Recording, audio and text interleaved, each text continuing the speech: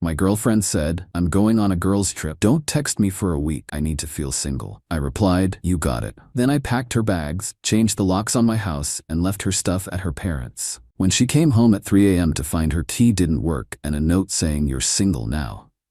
I, 42M, have been dating Qley, 26F, for just under a year. I know, the age gap. You don't have to tell me. I'm a successful guy. I own a commercial HVAC company. I have a paid-off house on 3 acres, a boat, and 0 debt. I've worked hard to build a life of peace and stability. Qley was a receptionist at a client's dental practice when we met. She was bubbly, energetic, and seemed to have that old-school appreciation for a man who takes charge. For the first 6 months, it was great. She was attentive, sweet, and seemed to hate the modern dating scene as much as I did. But then, the influencer bug bit her. She started hanging out with 2 college friends, Tiffany and Jess, who are single, 28 going on 18, and absolutely toxic. You know the type.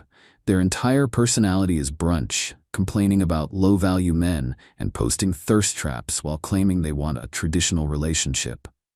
Qley started changing. She was on her phone constantly. She started using phrases like hot girl summer and roster. I shut that down quickly. I don't date women with rosters, I told her. If you want a roster, you can go be single.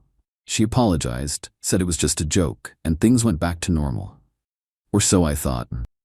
She has been staying at my place almost every night for the last 4 months. However, and this is the detail that saves my life later, she never officially moved in. She refused to change her driver's license or her car registration to my address. Why? Because my address is in a county with high insurance premiums. Her parents live 40 minutes away in a rural county where rates are dirt cheap. She kept her legal residence there to save about $80 a month. I told her it was technically insurance fraud, but she laughed it off. It's just a loophole, Mark. Don't be a boomer. That loophole is the reason I'm not currently being arrested for illegal eviction. Last week, the Miami trip came up. Tiffany and Jess planned a week-long bender in South Beach. I didn't love it, but I'm not a warden. I trust until I have a reason not to. Then came the conversation that ended us. It was Tuesday evening. I was grilling steaks on the patio. Qley walked out, holding a glass of wine, looking nervous but excited. Babe, she said, leaning against the railing. So the girls and I have a rule for this trip. It's a single girls' summer vibe. I flipped a steak. Okay, what does that mean? We want to feel completely unattached, she said, gaining confidence, just for the week, to recharge our independence. So I don't want you to text me, and I won't text you. No checking in, no goodnight calls. I just need to feel single for a few days. I set the tongs down. I looked at her. You need to feel single? Yeah, she smiled, like it was a fun little game. Just to miss you more. It's healthy to have space. I just want to dance and have fun without worrying about my phone. I looked at her, really looked at her. I saw a 26-year-old woman who wanted the security of my wallet and my home, but the freedom of a college freshman. My brain connected the dots instantly. Miami, party capital. Toxic single friends, enablers. No contact rule, hiding evidence. Feel single, hall pass. She was asking to cheat. Maybe not physically, though likely, but definitely emotionally. She wanted to flirt, get free drinks, and act single without the guilt of seeing Mark boyfriend pop up on her screen. In the past, I might have argued.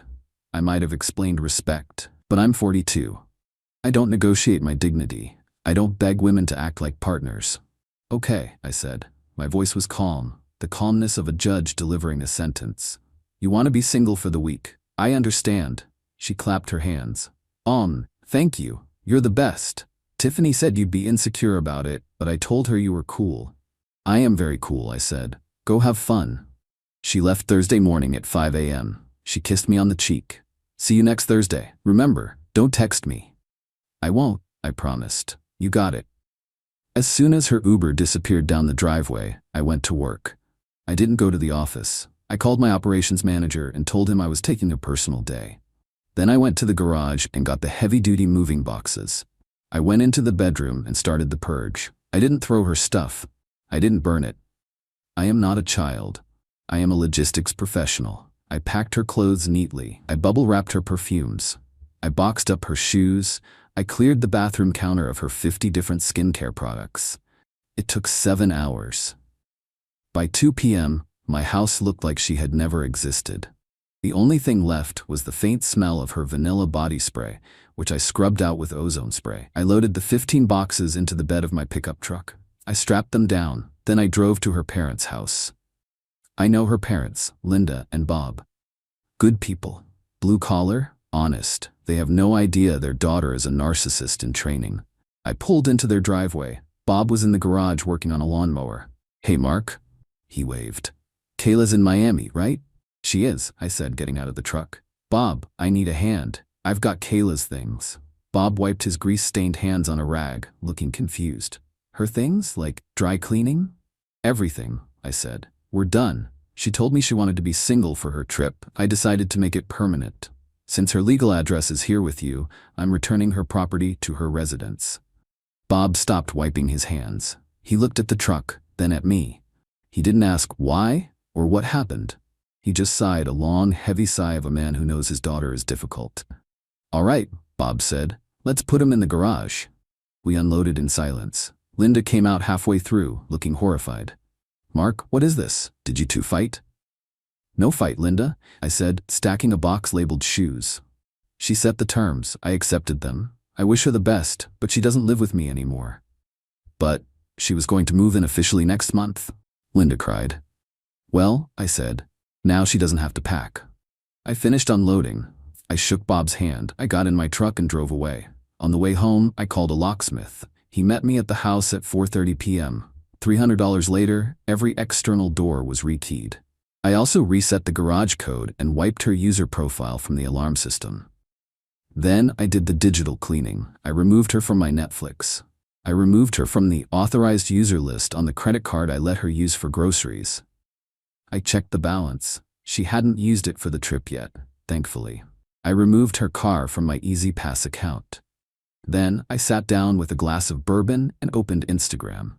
I have a burner account. I don't use it to stalk. I use it to check on business competitors. But I followed her public profile. The stories were already live. Kayla, Tiffany, and Jess at the airport bar at 10 a.m. taking shots. Caption: Single squad takes Miami. Video at the hotel, twerking in bikinis. Video at the club that night, Kayla dancing on a table while a guy poured Grey Goose directly into her mouth. She was feeling single, all right? I didn't feel jealous. I didn't feel hurt. I felt clean. Like I had just removed a tumor before it turned malignant. She texted me once on Saturday, a drunk text at 2 a.m. "Hey, having so much fun. Miss you. Don't reply though, lol." I didn't reply. I stuck to the agreement. She came back this morning, 3 a.m. on a Thursday. I was awake. I knew her flight landed at 1:30 a.m. I was sitting in my living room, lights off, watching the security feed on my iPad. Her Uber pulled up. She stumbled out, looking sunburnt, exhausted, and hungover. She dragged her suitcase up the walkway. She put her key in the lock. It didn't turn. She jiggled it, frowned, tried again. She leaned back, checking the house number. Then she tried the garage keypad. Beep, beep, error. The red light flashed. She started banging on the door. "Mark?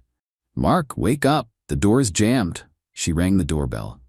I had disconnected the chimes so it was silent inside, but she could hear it buzzing outside. Then she saw the envelope. I had taped it to the door at eye level with blue painter's tape. She ripped it open. Inside was a single typed page. "Kayla, you told me you needed to feel single for the week. You wanted no contact. You wanted to act unattached. I thought you should get used to the feeling. You are single now, permanently. You do not live here. You are not on the deed. You are not on a lease. You are a guest who has overstayed. Your belongings have been returned to your legal residence at your parents' house. Do not knock again. Do not try to enter. If you do, I will call the police for trespassing. Enjoy your independence." Mark, she read it. I watched her face on the high-def camera. Confusion, then shock, then rage. "Mark," she screamed, pounding the door with her fist. "Open this door. This isn't funny." She pulled out her phone. She called me. I watched my phone light up on the coffee table, silent mode. She called again and again. Then she did exactly what I expected. She called the police. I waited. About 15 minutes later, a cruiser rolled up. I walked to the front door, opened it, and stepped out onto the porch, closing the locked door behind me. 2 officers. Kayla was crying, pointing at me. "He kicked me out. He locked me out of my own house. That's illegal." The older officer walked up. "Sir, is this true? You can't just lock a tenant out." "Officer," I said calmly, "she is not a tenant, she is a guest." "I live here," Qley shrieked. "I've lived here for 4 months. My stuff is here." "Actually," I said, pulling a file folder out from behind my back. I came prepared. "Her stuff is at her legal residence in county name, 40 minutes away." I handed the officer the file. Inside was a photo of her driver's license showing her parents' address, a printout of the county tax assessor's page showing her parents own that home, a screenshot of a text from 2 months ago where she said, "I can't change my address to yours." The car insurance quote was double. "I'm keeping it at my parents'." "Officer," I said, "she explicitly refused to establish residency here to avoid paying higher insurance rates. She claims her parents' house is her primary residence for legal and insurance purposes. If she claims she lives here now, she is admitting to insurance fraud. So does she live here or there?" The officer looked at the papers. He looked at Qley. "Ma'am, is this your license?" "Yes, but, and is your car registered at that address?" "Yes, but I sleep here." "Ma'am," the officer said, his voice dropping an octave, "you can't have it both ways. If you legally reside there, you are a guest here. The homeowner has revoked your guest privileges. And since he has already returned your property to your legal address, this isn't an illegal eviction. It's a breakup." Qley turned pale. "But I have nowhere to go tonight. I can't drive to my parents. I've been drinking." "I can call you a taxi," the officer offered. "But you can't stay here if the homeowner wants you gone." She looked at me. Her eyes were black with hate. "You planned this. You set me up." "You set yourself up," I said. "You wanted to be single in Miami. Now you're single in my city. Be careful what you manifest." She screamed an obscenity at me, threw her phone into her open suitcase, and eventually got in the taxi the officer called. I went back inside, locked the deadbolt, and slept like a baby. Update 1. The fallout has been nuclear. I woke up today to 53 missed calls. Qley, her mom, Tiffany, Jess, and her brother Kyle. I ignored them all and went to the gym. When I got home, Kyle was in my driveway. Kyle is 24, works at a supplement store, and thinks he's an alpha male because he lifts heavy. He doesn't know anything about the real world. He got out of his lifted truck. "You piece of trash," he yelled, walking toward me. "You can't treat my sister like that." I stayed in my truck. I rolled the window down 2 inches. "Kyle, you are trespassing. You have 5 seconds to get in your vehicle and leave, or I am sending the dashcam footage to the sheriff." "She has rights," he shouted, slapping my hood. "Squatters' rights. We talked to a lawyer." "Did you tell the lawyer about the insurance fraud?" I asked calmly. "Did you tell him that she's been defrauding the state for years by lying about her garaging address? Because if she sues me for illegal eviction, I will countersue for fraud reporting. I have the texts, Kyle. She admitted it in writing." Kyle froze. He's dumb, but he knows fraud is a bad word. "You wouldn't." "Try me. I have nothing to lose. She has a criminal record to gain." He stared at me, face red. Then he spit on the ground, got in his truck, and peeled out. Then came the text from Qley, a novel. "Mark, please, you're overreacting. The single thing was just a joke. It was just a phrase. I didn't cheat. I danced, that's it. I love you. I was just trying to fit in with the girls. Please let me come home. My parents are making me sleep on the couch. This is insane. You're being so mean and cold. This isn't the man I fell in love with." I replied with a screenshot. It was the screenshot from her Instagram story, the one with the guy pouring vodka into her mouth while she gripped his hair. I added a caption. "This isn't the woman I fell in love with either. This is a single woman, and now she has the single life she wanted. Do not contact me again." She blocked me, then unblocked me 10 minutes later to send, "You were stalking my stories? You said you wouldn't check on me. You broke the trust first." The audacity is truly breathtaking. I blocked her number. Update 2. It's been 3 days. The legal threat arrived, and it was pathetic. I got an email from a lawyer. It looked like a template he downloaded from LegalZoom. It demanded immediate reinstatement of tenancy and compensation for emotional distress, $10,000. I forwarded it to my lawyer, Ron. Ron is a shark. He charges $450 an hour and eats guys like this for lunch. Ron drafted a response in about 20 minutes. It laid out the facts. No lease. No rent payments. She never paid a dime. Primary residence maintained elsewhere. Attached the tax docs and license photo. The guest statute in our state. Then Ron added the kill shot. If your client persists in this frivolous claim, Mr. My Name will be forced to file a report with the State Department of Insurance regarding your client's admitted garaging fraud. We will also seek legal fees for any defense against this baseless action. Govern yourself accordingly. We haven't heard back. Total radio silence. Ron says the lawyer probably dropped her the second he realized she was dragging him into a fraud case. But since the legal route failed, she went to the court of public opinion. She posted a TikTok. Of course she did. Title: My narcissist ex kicked me out for going on a girls' trip. She's crying. No tears, just noise in her childhood bedroom. She claims I was controlling, that I wouldn't let her have friends, that I stalked her, and that I threw her on the street in the middle of the night for no reason. She conveniently left out the "I need to feel single" conversation and the Miami club videos. It started getting traction. People were commenting, sue him, and men are trash. I didn't engage. I don't argue with teenagers on TikTok, but my buddy Dave did.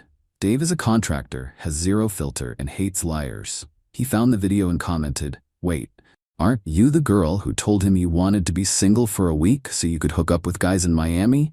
Pretty sure I saw the pics of you grinding on that dude at E11 even. He just gave you what you asked for. Also, nice fake crime." He also linked a stitched video where someone had screen recorded her Miami stories before they expired. The tide turned instantly. The comments shifted to "receipts," and "you belong to the streets," and "fafo." She deleted the video 2 hours later. She also went private on Instagram. Then came the final attempt. The "I left something important" gambit. She emailed me since she's blocked on text. "I left my grandmother's necklace in the nightstand. It wasn't in the boxes. You stole it. I need to come get it." I walked to the nightstand. Empty. I checked my packing video. I didn't mention this earlier, but I wore a GoPro while I packed. Why? Because I watched Law & Order. I wanted proof I didn't steal or break anything. I scrubbed through the footage. There it was. Me opening the nightstand drawer, taking out the jewelry box, opening it to show the necklace was inside, closing it, wrapping it in bubble wrap, and placing it in box number 4. I replied to her email. "The necklace is in box number 4 labeled Jewelry Misc. I have video footage of myself packing it. If you accuse me of theft again, I will file a defamation suit. If you come to the property, you will be arrested for trespassing." She never replied. Final update. It's been 2 weeks. The silence is magnificent. Kayla has finally given up. According to a mutual friend, who I am about to cut off because I don't want updates, reality has hit her hard. She is stuck at her parents' house. She has no car. The BMW she drove was a lease in my name that I let her use. I returned it to the dealership the day after I kicked her out and paid the early termination fee. It was worth every penny. She has no sugar daddy funding her life. She's back to working full-time at the dental office, and apparently she's miserable. The Miami trip put her in debt because she put it on a credit card expecting me to pay it off when she got back. That bill is due next week. Good luck with that. I ran into Bob, her dad, at the hardware store yesterday. It was awkward. I almost walked away, but Bob is a decent man. He looked tired. Aged 10 years. "Mark," he nodded. "Bob." He paused, looking at a display of hammers. "She's driving us crazy," he muttered, voice low. "Won't stop crying, blaming you, blaming us, says we ruined her life. She needs to grow up, Bob," I said. "I know," he sighed. She's a lot. I think you made the right call, Mark. I really do. I just wish she wasn't my problem again." He gave me a grim smile and walked away. That hit me. Her own father knows. He knows she's a disaster, and he knows I was the dam holding back the flood of her chaos. I'm moving on. I've already repainted the bedroom, switched from her beige to a nice slate blue. I bought new sheets. I went on a date last night. A woman my age, 39. She's a lawyer. She has her own house. She opened her own car door. We had drinks. She asked about my last relationship. I smiled. She asked for a hall pass to be single for a week, so I gave her a lifetime pass. She laughed, a real deep, intelligent laugh. Smart man. Boundaries are beautiful. Yes, they are. To the guys reading this, when a woman tells you she needs to feel single, believe her. Don't wait for the cheating evidence. The request is the evidence. Don't negotiate. Don't beg. Pack the bags. Change the locks. Protect your peace. The streets are calling, gentlemen. Let her belong to them. I'm going fishing this weekend on my boat. Just me, the ocean, and the sound of silence. And it's gonna be fantastic.